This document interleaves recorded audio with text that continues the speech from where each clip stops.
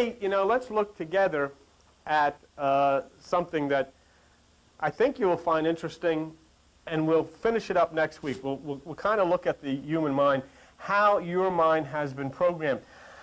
I was watching television yesterday, and I turned on a religious program, and I was watching a Dr. Kennedy, James Kennedy. Come on, send your chair's waiting for you here. I was watching Dr. James Kennedy, and he was talking about the New Age, and he had a lot of problems with it. He said, because he said it is really taking up with psychology, and as a result he was insinuating that when you get involved with psychology you kind of come against Christianity, which is true. And what he said really shocked me. First of all, he's a very distinguished looking man. He's an eloquent speaker, beautiful speaker.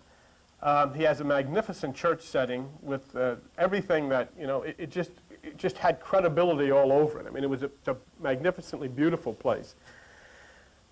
But what I saw there actually was I saw people being programmed. Because what he said was this, he says, a lot of these people today in this psychology, they'll say to you that you are gods. And as such, he said, the problem is, where does this originate from, the fact that you are gods? He says it originates from Satan. He says Satan was the first one to say you are gods. And he said to Adam and Eve, if you'll do this, you will be like God.